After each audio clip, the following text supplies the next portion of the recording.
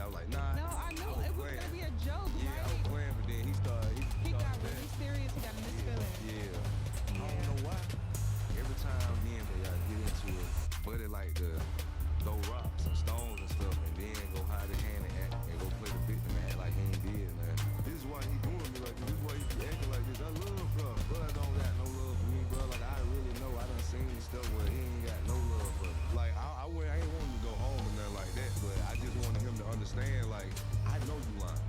I know what's going on, and I'm not gonna let it slide. Bro, get my money, give me what I work for, and then we good. I hope it don't escalate, and I hope it don't go back. What was that? You look good, bro. Thank you. You look nice too. Thank you. Man. Cheers. I don't know what Beth, why your baby daddy calling you this late? He want to talk about the kids. Yeah. He want to talk about the kids. The kids are sweet. More kids. I see it's never gonna happen. Is you sure naive?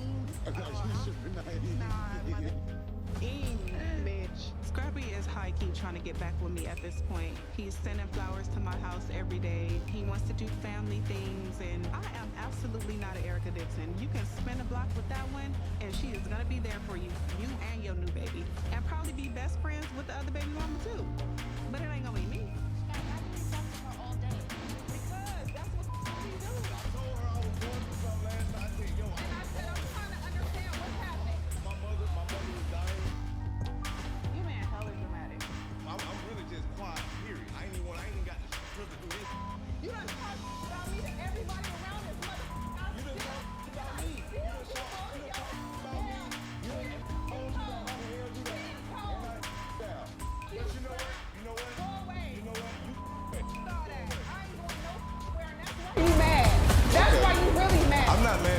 The day started in the serene woods with the same birds chirping as usual, the soft wind rustling through the trees, and the sun filtering through the canopy, creating dappled light on the forest floor.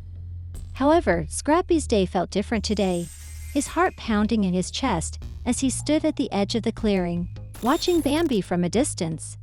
He had been clinging to this moment for weeks, maybe even months, but today he was ready. Today saw Bambi develop from an inquisitive fawn into a gentle and elegant doe. There was a certain elegance about her that attracted people in. Scrappy had never been the most self-assured animal in the forest. He had a ruggedness and wildness that others occasionally found frightening. But he felt comfortable around Bambi because she understood him and gave him hope that life could be more than solitude.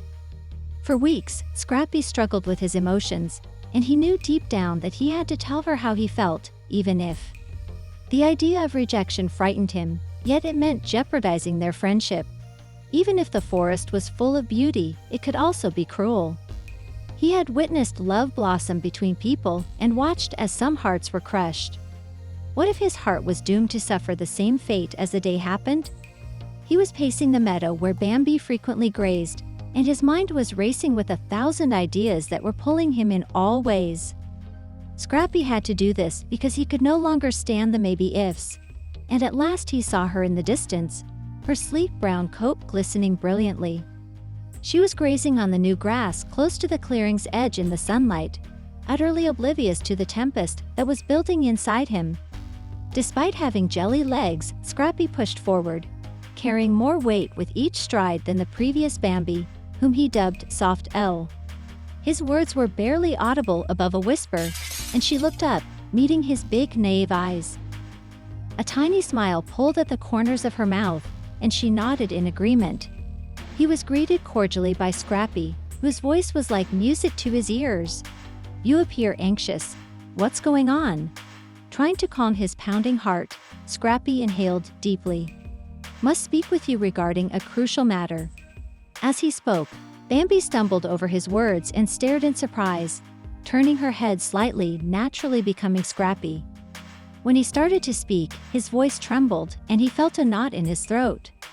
This was the moment he had been dreading and yearning for. "For a long time, Bambi, I've been thinking about this. I've never felt this way about anyone before, but I can't hold it inside any longer. I love you." The words hung in the air between them, vulnerable and heavy. he felt Scrappy's heart constrict in his chest. Bambi's voice trembled as she said, Scrappy, you're a great friend," until her eyes softened and a trace of grief seemed to cloud them. She then walked closer, her slow steps almost like a whisper against the ground. He was struck in the gut by the words. With his breath trapped in his throat and his heart breaking into pieces, Scrappy's mind went blank, and everything around him began to swirl. Evidently uneasy, Bambi stepped back and gazed at the ground, her ears drooping. "I apologize," muttered, "because you are so important to me as a friend. I can't reciprocate your feelings, even though I never intended to hurt you." The words "I love you" echoed in his mind, but now they seemed hollow and empty. His stomach churned, and he turned away in a desperate attempt to conceal the tears that threatened to spill out of his eyes. Scrappy felt as though the forest around him had gone silent. The birds, the wind, the rustling leaves, all he could hear was the pounding of his own heart or the overwhelming rush of emotion that flooded his chest. Little could I know that Scrappy was able to choke out his voice, but it was only a whisper, a weak echo of the optimism he had once had. I suppose I was mistaken to believe that Bambi would come forward again, her face repentant. "Someone out there will love you the way you deserve, so please don't think you're not stupid, Scrappy." However, he couldn't stand to listen to her any longer. The weight of her rejection was too much for him to bear, and his mind was racing with negative ideas that he could hardly handle. Keeping himself together, he turned and hurried into the woods, the anguish intense and stinging like a wound that would not go away. He went aimlessly, not caring where his feet carried him. Not only was it painful to be rejected, but it was also heartbreaking to realize that, despite all his love, he would never be the one to make Bambi's heart race. As Scrappy staggered deeper into the forest, he came across a peaceful clearing by the river, where the world seemed far away, as if it no longer belonged to him, and the sound of the water rushed past it, echoing in his ears as he fell to his knees on the soft ground, burying his face in his paws and shedding tears uncontrollably. For a moment, he considered ending his life because he felt as though the forest itself had abandoned him, and the one thing he desired most was out of his grasp. With his eyes closed, Scrappy, it appeared as though he could find peace in imagining a world without him. But suddenly, through the mist of his anguish, a kind voice called out to him. He glanced up with tears in his eyes. "Scrappy." She followed him, her hooves soft against the forest floor, her eyes full of worry and fear, but Scrappy whispered, "You don't want to see me like this. I'm nothing, I'm not good enough." Bambi approached him, her steps slow but steady, and she knelt next to him, her present, warm and gentle. "Scrappy, you are enough. You don't have to be perfect to be loved. You have a heart that's bigger than anyone I know." Scrappy shook his head and said, "I don't know how to handle this or how to endure the pain."